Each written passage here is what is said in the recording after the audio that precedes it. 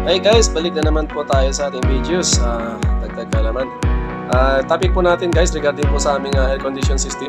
Nung dumating po ako dito guys, bali magka-4 na araw sa day na sumampa ako na hindi na po gumagana yung air condition nila. Ang problema po, hindi po siya lumalamig at nagyayelo po yung at nagyayelo po yung evaporator hanggang sa may compressor side po guys.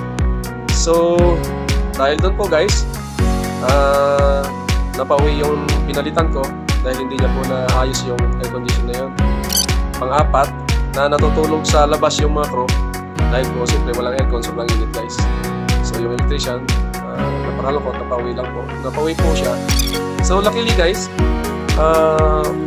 after mga 20 minutes na troubleshooting, na laman ko kung ano yung problema guys. Yung problema guys, napaka-simple lang guys. Bali, kaya nag-yellow po yung evaporator guys kasi sobrang dumi na guys. Since in the beginning guys, hindi po yata siya nakaranas ng linis yung evaporator. Barado na guys, as in wala nang hangin na lumalabas o tumatagos sa evaporator ng air condition. So yun po yung reason kung bakit nag-yellow siya guys at bakit hindi lumalamig. Siyempre hindi po lalamig kasi wala nang hangin na matagos doon. Kasi barado na siya. Puno na siya ng dumi. Tapos, kaya nag-yellow siya kasi wala nang hangin na nagpo-flow doon para hindi mag-build up ng yellow. Ganun ang problema guys. So, yung ginawa ko guys, nalinisan ko lang po muna sa mga engineers. Kasi galing po ako sa biyahe. Nung araw na mismo na yun, diretso troubleshooting agad doon sa aircon na yun guys. So, yun lang yung pinaka-problema niya guys. So, nagpahinga muna ako habang nililinis nila. At after ng konting pahinga, nag-handover kami ni Elite na pinalitan ko. Tapos, ayun, nung natapos na nila malinis, hindi nila nalinis ng maayos. Sabi ko, okay na yan, linisin na lang natin ulit. Gagana na yan. So, after na nalinis nila guys, ayun, gumana na nga siya guys. Okay na, lumamig na. Lahat ng sequence, back to normal. Yun lang guys, ang ginawa ko. So, bali dito po tayo sa air condition room guys. So, bali dito po guys. Ayun po. Dito po yung dito po guys. Dito po nakalagay yung evaporator. Dito po sa loob. Dito po yung evaporator niya. Ayan po yung siyempre bago yung evaporator guys. May air filter tayo guys dito. Ito. So, nililinis ko every 2 weeks yung air filter na ito guys. So, okay naman, malinis.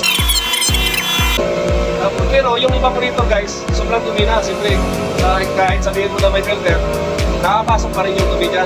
Yung mga maliliit pa rin na pangit o mga balikabok na nakakalusok. So, dagaan sila ito mag-build up sa evaporator natin guys. So, hanggang sa totally na hindi na wala nang hangin na nakakalusok. So yun yung reason kung bakit sa troubleshooting ko nung nakita ko na sobrang tinanggal ko yung filter, sinilid ko yung evaporator, sobrang dumi talaga guys. So yun, pinalinis ko muna, sabi ko yan lang talaga sigurado yung problema niyan. Evaporator sobrang dumi, wala nang hangin kaya nag-build up ng yellow kasi hindi na nakakalusok yung hangin sa evaporator. Yun guys, yan lang po guys.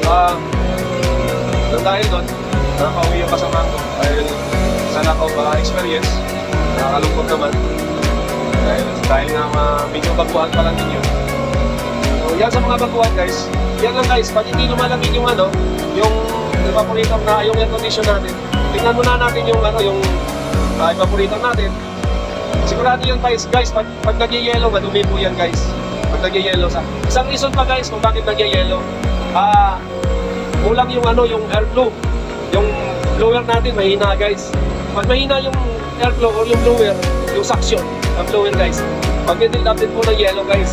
So ang bawa sa mga nyo guys, na-experience ko rin yan sa labas muna tayo kasi maingay dito. Na-experience ko rin yan guys sa mga room chamber ng guys ng ng provision natin. Kalimitan sa main, sa fish. Sa ibang barko guys, na-experience ko yan na linggo-linggo linilinis nila, binubuka nila ng hot water, hose na may hot water galing sa ating mga linyada ng ng fresh water, hot water I mean. So may ginawa sila linya doon na para pang tunaw ng yelo sa evaporator, kasi linggo-linggo nga daw guys malakas yung build up ng yelo. So malinis naman yung evaporator, pero ganun siya, mabilis mag-build up ng yelo. Binto na yung sequence ng defrosting at saka okay naman, pero mabilis talaga mag-yelo. Mas na kahit na lusaw lahat sa during defrosting, pero nagbi-build up pa rin ng maraming yelo. So yun yung reason nung guys, kulang sa ventilation sa air air suction. So kung ganun yung nangyayari, i-request nyo guys sa company na kailangan, i-suggest nyo, kailangan yung problema nun kulang sa air suction. So or air flow para hindi mag-build up ng yelo. So palitan nyo ng mas malaking motor o mas malaking fan o normally motor yung pinapalitan ko niyan guys, pinapalitan ko ng mas high speed or mas malakas yung siyempre yung doon, kailangan mas high speed pa para malakas yung ikot ng fan natin, yung mas malakas yung suction ng hangin o flow ng hangin doon. So kalimitan guys, sa ibang